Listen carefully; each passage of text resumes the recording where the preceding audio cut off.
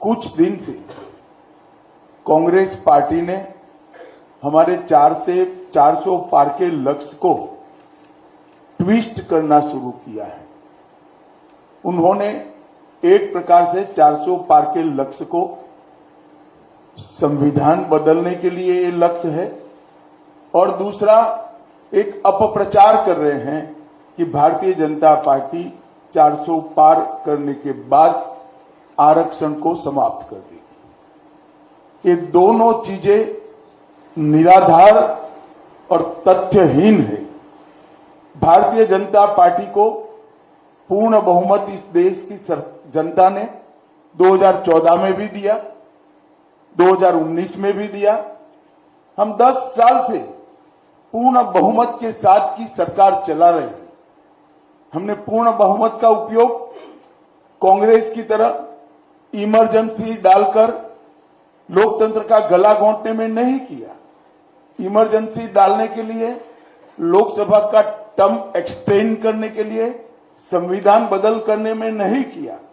हमने पूर्ण बहुमत का उपयोग धारा 370 को समाप्त करने में किया, ट्रिपल तलाक को समाप्त करने में किया, अंग्रेजों के कानून बदलकर भारतीय संस्कार और भारतीय पद्धति के कानून लाने में किया, कोरोना के खिलाफ लड़ने में किया, और जब कोर्ट से जनादेश मिल गया तो राम मंदिर के निर्माण में भी हमारी सरकार ने पूरी अनुकूल जमीन तैयार करने में अपनी भूमिका करी।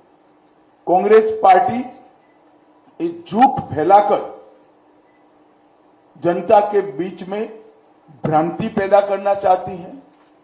मैं ये बात स्पष्ट कर देना चाहता हूं कि Bharatiya Janata party ST, SC, OBC के आरक्षण की समर्थक है और हमेशा इसके संरक्षक के रूप में अपनी भूमिका निभाएगी। ये बात नरेंद्र मोदी जी ने भी कई बार सार्वजनिक भाषणों में स्पष्ट की। एसटी, एससी, ओबीसी के आरक्षण में किसी एक राजनीतिक दल ने अगर डाका डाला है तो वो कांग्रेस पार्टी ने डाला है। सबसे पहले उन्होंने संयुक्त आंध्र प्रदेश में मुसलमानों को रिजर्वेशन दिया। वो रिजर्वेशन के कारण ओबीसी का रिजर्वेशन कटा। उसके बाद में कर्नाटक में रातों रात कोई सर्वे के करे बगैर, पिछड़ापन तय करे बगैर सारे मुसलमानों को ओबीसी कैटेगरी में डालकर उनके लिए 4% का कोटा रिजर्व कर दिया। इससे भी पिछड़ा वर्ग का रिजर्वेशन कटा है।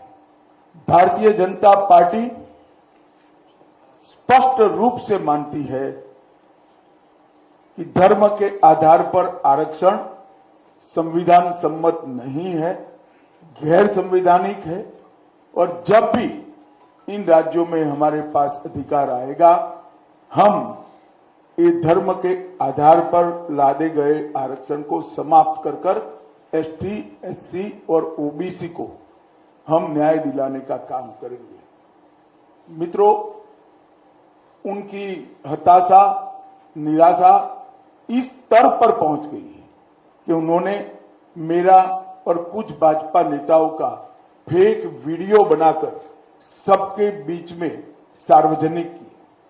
मुख्यमंत्री, प्रदेश अध्यक्ष, इस कक्षा के व्यक्तियों ने भी इस फेक वीडियो को फॉरवर्ड करने का काम किया। अब स्पष्ट हो चुका है। सौभाग्य से मैं जो बोला था उसका भी रिकॉर्डिंग हुआ था, तो वो रिकॉर्ड हमने सबके सामने रखा। दूध का दूध, पानी का पानी हो गया, और आज कांग्रेस पार्टी के प्रमुख नेता क्रिमिनल ऑफेंस को फेस कर रहे हैं। ये जो कृत्य है वो उनकी हताशा और निराशा का द्योतक है। जब से राहुल गांधी कांग्रेस की कमान संभाले हैं, राजनीति का स्तर नीचे नीचे नीचे ले जाने का काम कर रहे हैं, और ये इसका चरम है।